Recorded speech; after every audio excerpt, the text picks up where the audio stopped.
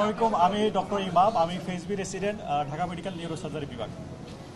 আপনারা জানেন আমাদের যে কর্মসূচি দেওয়া হয়েছিল যে কমপ্লিট শাটডাউন, তো আমাদের মাননীয় স্বাস্থ্য উপদেষ্টা সহ আমাদের সমন্বয়ক ভাইরা ছিলেন, সবার সাথে কথা বলে আমাদের এই সিদ্ধান্তে আমরা আসছি যে আমাদের ইমার্জেন্সিটা হচ্ছে আমরা অলরেডি শুরু করে দিয়েছি। শুধু ঢাকা মেডিকেল না, ঢাকা মেডিকেল থেকে শুরু করে বাংলাদেশের প্রত্যেকটা জেলা, উপজেলা, বিভাগীয় শহর মেডিকেল কলেজে আমাদের ইমার্জেন্সি সেবাটা চালু থাকবে।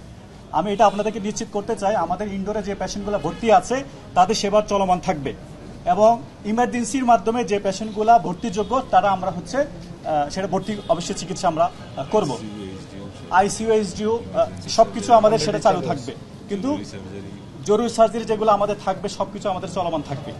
হ্যাঁ, আমরা আমাদের বাকি যে কর্মসূচি আমরা যেটা ছিল যে আমাদের যে যারা গতকালকে আমাদের ডাক্তার ভাইদের উপর হামলা করছে ওই আসামিদেরকে হচ্ছে গ্রেপ্তার যদি করা হয়, দৃশ্যমান গ্রেপ্তার হলে আমরা হচ্ছে আমাদের পরবর্তী যে কর্মসূচিগুলো সেটা আমরা আস্তে আস্তে উইথড্র করবো। কমপ্লিট শাটডাউন বলতে আমাদের জরুরি সেবা চালু থাকবে, আমাদের ইনডোর সেবা চালু থাকবে, জরুরি যে অপারেশনগুলো করার দরকার আমার প্রত্যেকটা অপারেশন হবে। ঢাকা মেডিকেল থেকে শুরু করে ঢাকা বাংলাদেশের প্রত্যেকটা জেলা, উপজেলা, বিভাগীয় শহরে সব জায়গায় চলমান থাকবে। না, আমরা পরবর্তী স্থগিত না, আমরা 48 ঘন্টার মধ্যে আমরা দেখতে চাই যারা আমাদের ভাইদের উপর হামলা করেছে তাদের দৃশ্যমান যদি আমরা গ্রেপ্তার হয় এবং আমাদের কর্মস্থলে যে সিকিউরিটি আমরা যেটা চাচ্ছি, এটা দীর্ঘদিন ধরে আমাদের আন্দোলন যে কর্মস্থলে ডাক্তারদের নিরাপত্তা নিশ্চিত যদি হয় তাহলে ডেফিনেটলি আমরা কমপ্লিটলি আমরা চিকিৎসা সেবাটা চলমান থাকবে ইনশাআল্লাহ। নো, কর্মসূচি স্থগিত না, আমরা বলছি যে 48 ঘন্টার মধ্যে যারা এই হামলার সাথে জড়িত তাদেরকে যদি গ্রেপ্তার করে আমরা যদি আইনের আওতায় আনা হয় তাহলে এবং কর্মক্ষেত্রে আমাদের ডাক্তারদের যদি অ্যাবসলিউট আপনারা সিকিউরিটিতে এনশিওর করতে পারেন, ঠিক আছে, এবং চিকিৎসকদের যেটা আমাদের অনেকদিন ধরে দাবি যে চিকিৎসকদের স্বার্থ এবং রোগীর স্বার্থ সংশ্লিষ্ট যে আমাদের স্বার্থ নিরাপত্তা আইন এবং সারা বাংলাদেশে যে স্বাস্থ্য পুলিশের আমাদের যে দাবি, এগুলো আমরা আশা করতেছি পর্যায়ক্রমে আমাদের মাননীয় স্বাস্থ্য উপদেষ্টা এখানে উপস্থিত আছেন, কাজ চালিয়ে যাব, আমরা আমাদের কাজ চালিয়ে যাব। Complete shutdown. জি, থ্যাংক ইউ। আমি একটু ইন্টারফেয়ার করি। স্যার আমরা যাবো, আমরা বের হবো একটু আমি ইন্টারফেয়ার করি।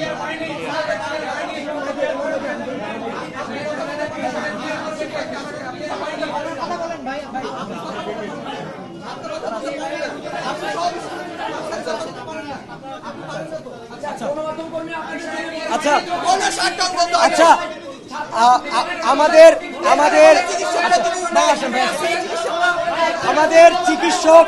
আমাদের চিকিৎসক এবং মেডিকেল স্টুডেন্ট যারা আছি তারা আমরা মিটিং করছি, আমাদের ম্যাডামের সাথে মিটিং হয়েছে, আমরা জানাবো আপনাদের সামনে এসেই জানাবো।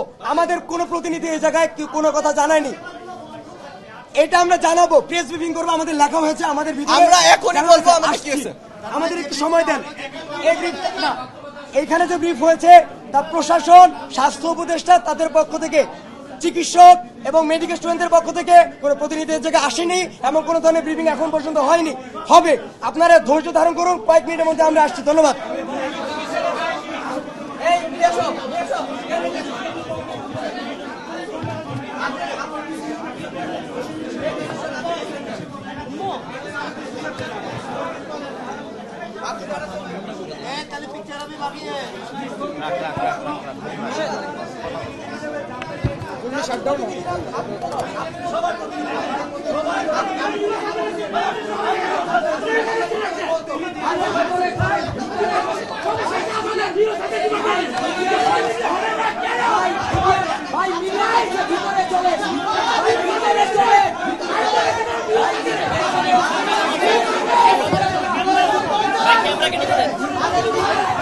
ক্যামেরাগুলো নিতে দেন।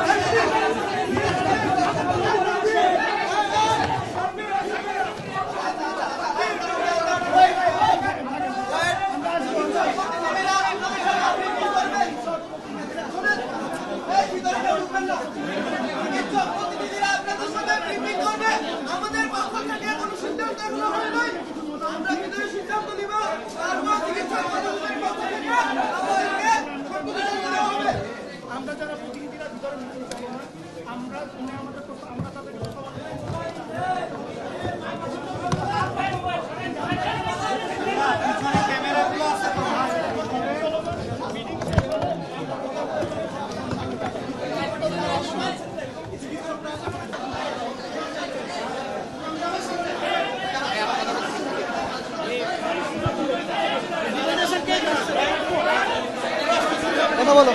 কথা বলো কথা বলো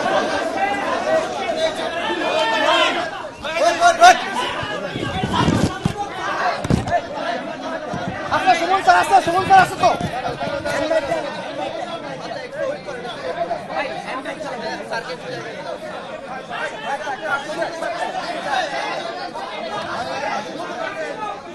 স্যার আছে সবাই আছে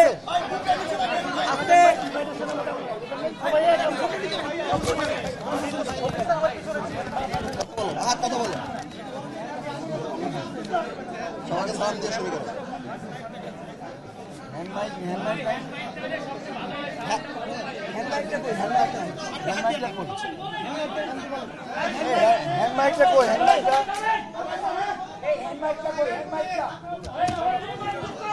আসসালামু আলাইকুম। আমি ডক্টর মোহাম্মদ আব্দুল আহাদ, রেসিডেন্ট হিসেবে ঢাকা মেডিকেল কলেজে কর্মরত আছি।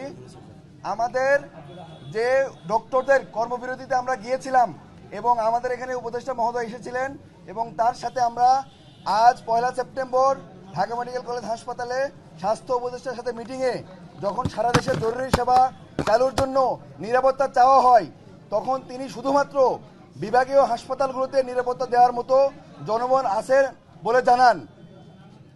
তাই বিভাগীয় হাসপাতালগুলোতে 1:1, আমি আবার বলছি, একজন ডক্টর একজন সিকিউরিটি ফোর্সের সদস্য, সেটা হয়তোবা আর্মি হতে পারে, সেটা হয়তোবা পুলিশ হতে পারে, 1:1 সিকিউরিটি নিশ্চিত করে ঠিক তখনই যেসব হাসপাতালে এই সিকিউরিটি এনশিওর করা হবে শুধুমাত্র ইমার্জেন্সি সেবা চালু থাকবে।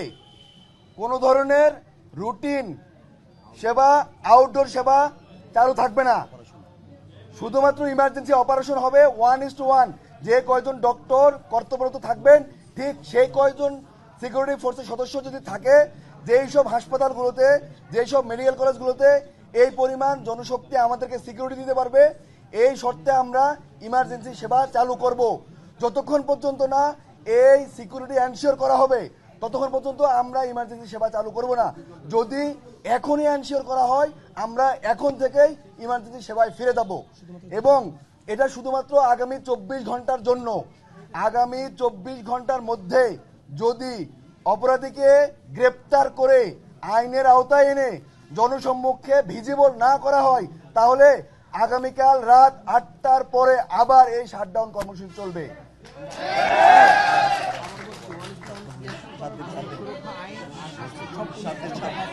শুনবো, আমরা প্রশ্ন নিব। আমি আরো বলতে চাই আগামী 7 দিন পর্যন্ত, আমি আবারও বলছি আগামী 7 দিন পর্যন্ত সারা বাংলাদেশের সকল ধরনের আউটডোর এবং রুটিন সেবা বন্ধ থাকবে।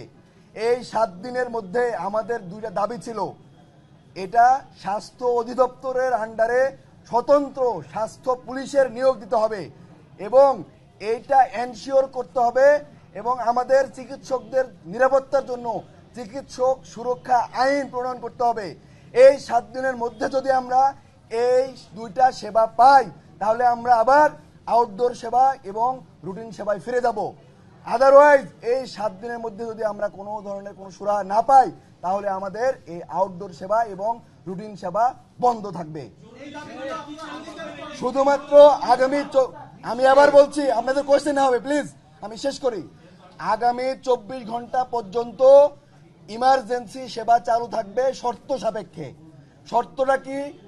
যেই হাসপাতালগুলোতে, যেই মেডিকেল কলেজগুলোতে ডক্টর যে কয়জন থাকবে ঠিক সেই কয়জনই পুলিশ অথবা আর্মি অথবা বিজিবি যদি তাদের উপস্থিত থেকে সিকিউরিটি এনশিওর করতে পারে, সিকিউরিটি এনশিওর করার পরে আমরা আমাদের ইমার্জেন্সি সেবা চালু করব। সেটা যদি এখন থেকে করতে পারে আমরা এখনই করব, সেটা যদি ওনারা ডিলে করে সেটার দায়ভার ওনাদের উপরে বর্তাবে। ইমার্জেন্সি সেবা আমরা চালু করব শর্ত সাপেক্ষে। যদি ওনারা, আপনার সাথে আমরা যখন কথা বলছি 5 মিনিটের মধ্যে যদি ওনারা ইমার্জেন্সি আমাদের নিরাপত্তা নিশ্চিত করতে পারে আমরা ইমার্জেন্সি সেবা চালু করব। ওনারা যদি ডিলে করে এর ড্রাইভার ওনাদের উপরে বর্তাবে। হ্যাঁ বলতে পারেননি বা কেন বলেননি? এই অন্তর্বর্তীকালীন সরকার আসার পর উনি কি এই ধরনের দাবি জানাতে পারেন? আপনারা আমাদের মিডিয়ার ভাই, আপনারা আমাদের মিডিয়ার ভাই, প্লিজ প্লিজ শেষ করতে দেন, প্লিজ প্লিজ প্লিজ। আপনাদের প্রশ্নের উত্তর আমাদের সমন্বয়ে ছাড় দিবেন। প্রশ্নের উত্তর আপনি আপনি আপনি যে বলেন বলেন বলেন বলেন বলেন আচ্ছা হ্যাঁ, ওনার প্রশ্ন যে গত 16 বছর কেন করিনি।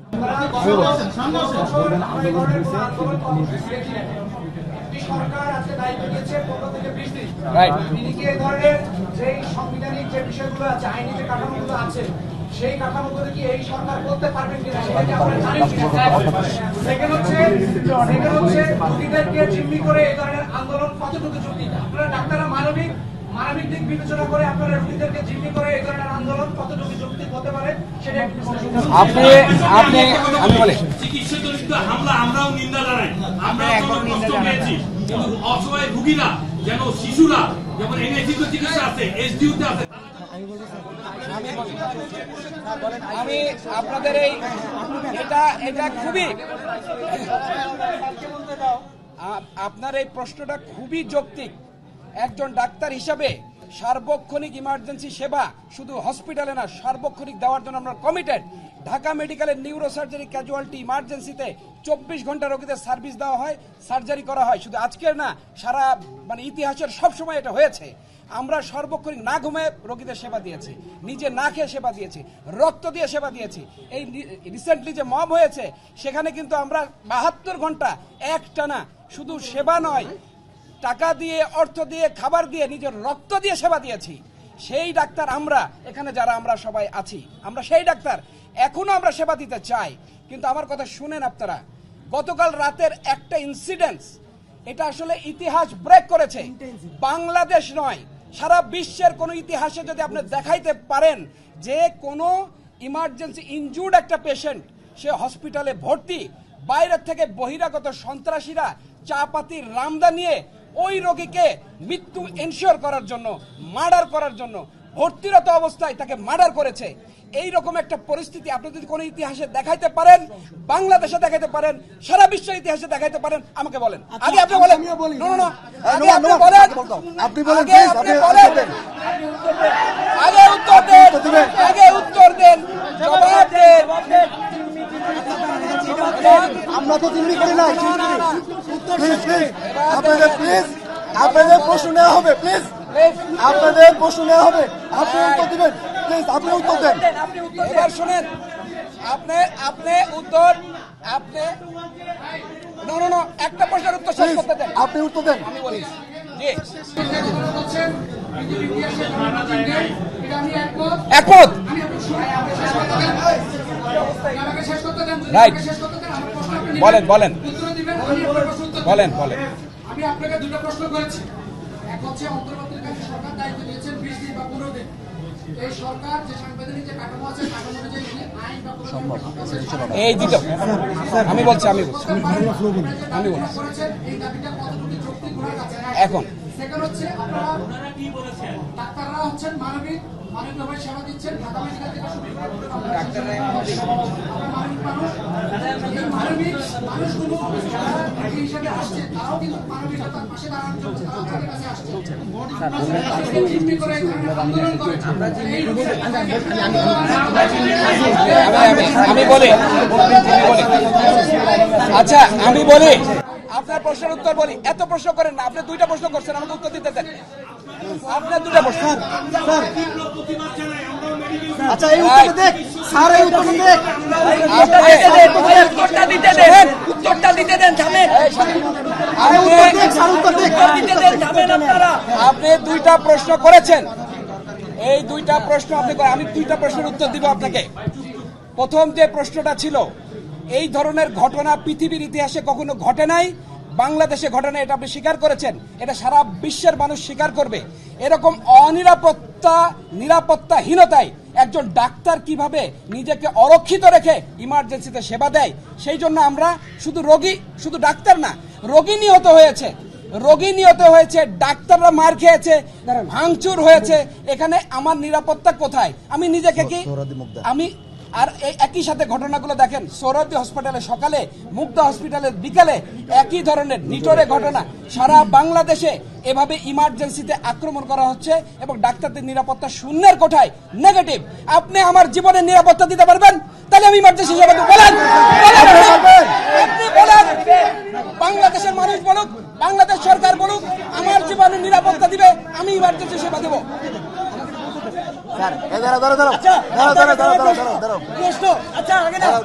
সাংবাদিক ভাইরা, সাংবাদিক ভাইরা, আপনাদের কাছে আমার প্রশ্ন, আমার প্রশ্ন শুনেন, আমার প্রশ্ন শুনে আপনার প্রশ্ন শুনেছি, আমার প্রশ্ন শুনবেন। গতকাল ঢাকা মেডিকেল কলেজে কয়টা ঘটনা ঘটেছে? গতকাল ঢাকা মেডিকেল কলেজে কয়টা ঘটনা ঘটেছে? কয়টা? তিনটা। হ্যাঁ, প্রথম ঘটনা বিকাল 4টা থেকে শুরু। বিউবিটির পাঁচজন এসে মারলো, তারপরে 4 ঘন্টা মিটিং হয়েছে। আমরা তারপরে 2 দফা দাবি জানিয়েছিলাম, নিরাপত্তা দিবে, জোরে সেবা চালু থাকবে। ছিল সেনাবাহিনী রাত 10টায় আসার কথা, আসতে তখন রাত 12টায় আসার পরে চাপাতি দিয়ে মারা হয়েছে। কি দিয়ে মারা হয়েছে? চাপাতি, ছবি লাগলে আমি দিব আপনাকে। চাপাতি দিয়ে মারা হয়েছে। তারপরে ইয়মকে মারা হয়েছে। যখন এই ইমার্জেন্সিতে হামলা করা হয়েছে, না বলতে দেন, শোনেন, যে জায়গা থেকে সাইন হয় ওইটাকে বলা হয় ইয়মর রুম, ওইখানে ঢেলানো হয়েছে। যখন আমরা ওদেরকে বন্দি করি, বাইরে থেকে আমি ওদের কাগজ এনে আমরা তারপর এখান থেকে সাইন করে তাও সেবা চালু রেখেছিলাম। আমাদের ওই জায়গায় আমরা কন্টিনিউয়াস হামলা হচ্ছিল, আপনার ছবি দেখেছেন। কন্টিনিউয়াস হামলা হওয়ার পরেও আমরা কি করেছি? সেবা দিয়েছি। ডাক্তারদের সমস্যা কি জানেন? আপনারা যেমন মানবিক বলেন না, আমরা আসলেই মানবিক। একটা রোগী মরলে আপনাদের যেমন কষ্ট লাগে, আমাদেরও কষ্ট লাগে, সবার কষ্ট লাগে। ডাক্তারদের সমস্যা কি জানেন? তারা লুকিয়ে চিকিৎসা দেয়। এই লুকিয়ে চিকিৎসা দেওয়া তো সমস্যা। আমি দ্বিতীয় প্রশ্নের উত্তরটা দিব আপনার। আমরা যে দুইটা দাবি করেছি সেই দুইটা দাবি চিকিৎসকদের এই নিরাপত্তাহীনতার পার্মানেন্ট সলিউশন আপনারা বুঝতে পেরেছেন। নাম্বার 1, স্বাস্থ্য সেক্টরে প্রতিটা হসপিটালে স্পেশাল স্বাস্থ্য পুলিশিং ব্যবস্থা। আপনারা দেখেছেন রেলওয়ে পুলিশ, শিল্প পুলিশ, টুরিস্ট পুলিশ, তাদের স্পেশাল নিরাপত্তা দেওয়ার জন্য আছে। সেই বিধান বাংলাদেশে আছে। সেই বিধান আমাদের স্বাস্থ্য সেক্টরে প্রতিটা হসপিটালগুলোতে কেন হবে না?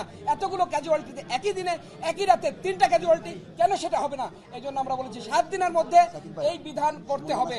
দ্বিতীয় প্রশ্ন হইল যে এইটা কি এই গভর্নমেন্ট, যেহেতু এই গভর্নমেন্ট ইন্টারিম গভর্নমেন্ট, এটা কোনো আইন পাশ করতে পারবে কিনা সেটা আপনাদের সবার জানা আছে যে এখন আমাদের রাষ্ট্রপতি আছে, উনি অর্ডিন্যান্স জারি করে যে কোনো অধ্যাদেশ জারি করতে পারে, কোনো আইন উনি পাশ করতে পারে। পরবর্তী গভর্নমেন্ট রেট্রোস্পেক্টিভলি এটাকে কিন্তু পার্লামেন্টে অ্যাকনলেজ করতে পারে, এতে কোনো সমস্যা নেই। আপনি দ্বিতীয় প্রশ্নের উত্তর সঠিকভাবে পেয়েছেন কি পান নাই? জি,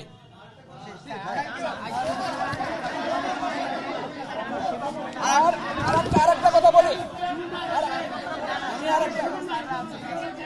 আমি আরেকটা কথা বলি,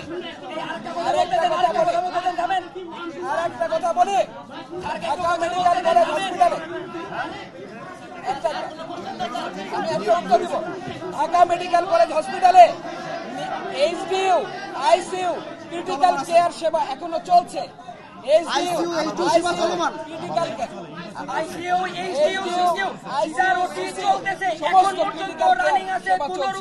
সমস্যা হয় নাই। আমি আপনাদেরকে বলি, আর কোন প্রশ্ন নিতে পারবো না। আমি বলি 1:1 যেটা বলেছি, এটা হলো ইমার্জেন্সি সেবার জন্য।